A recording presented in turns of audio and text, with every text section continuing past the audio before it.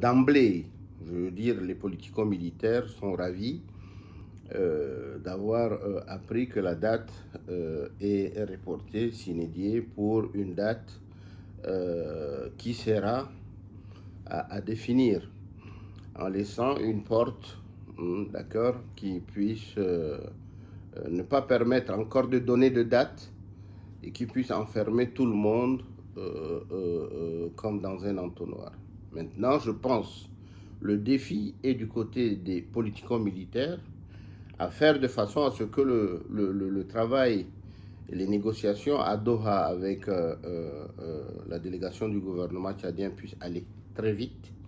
De notre point de vue politico-militaire, groupe de Rome, Doha, Qatar, tout le monde est ravi parce que ça leur donne le temps de pouvoir mieux asseoir les préalables, de discuter sur les points de vue qui sont à la mesure de la délégation gouvernementale, et puis tout ce qui peut constituer des points de blocage, notamment les problèmes de la charte, le problème de l'armée, le problème même de la forme de l'État. Ces choses-là vont être discutées fatalement au dialogue national inclusif et souverain. Il ne sert à rien d'en discuter ici. La seule chose qu'il faille faire, c'est demander à la délégation gouvernementale de l'inscrire à l'ordre du jour pour que cela soit pris en compte pendant le dialogue national inclusif. Et ça fait plus d'un mois qu'on est là. Mais il faudrait que nos compatriotes le comprennent. Ce n'est ni la faute des politico-militaires, ce n'est ni la faute de la délégation gouvernementale. Le pays hôte, qui est le médiateur, qui est le Qatar, a sa façon de travailler, a sa façon de mener les discussions.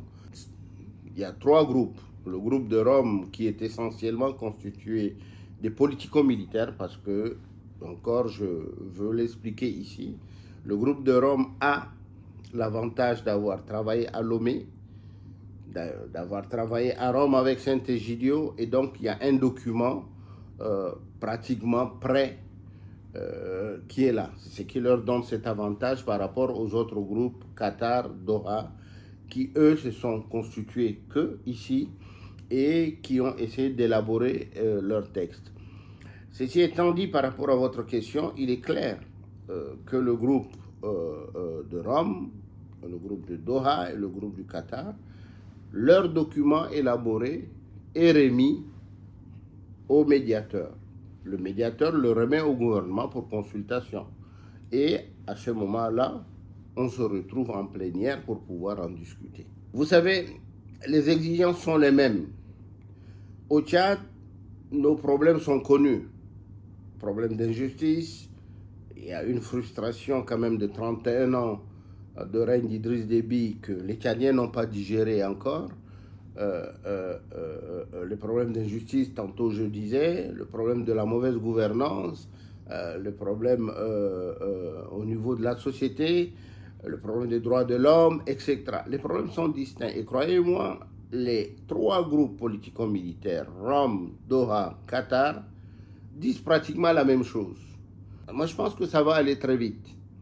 Ça va aller très vite pour la simple raison que maintenant la balle est dans notre camp. Avant, on accuse un peu le côté régime, CMT, pour dire le 10 mai, le 10 mai, le 10 mai, c'est tout près, ça ne nous donne pas le temps de vite finir.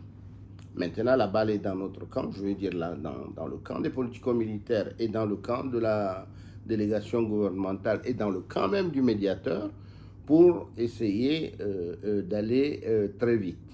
Croyez-moi que les 1 mois, les pratiquement 50 jours qu'on a passés ici, les Tchadiens sont restés dignes. On nous fait comprendre qu'on est pratiquement le seul pays où il y a une opposition et les représentants d'un gouvernement et qui ne se tapent pas dessus. Nous, il y a cette dignité quand même tchadienne qu'il faut louer, où avec nos frères de la partie gouvernementale, on s'asseye ensemble, on discute ensemble, on mange ensemble, on se mélange au restaurant pour manger ensemble et échanger.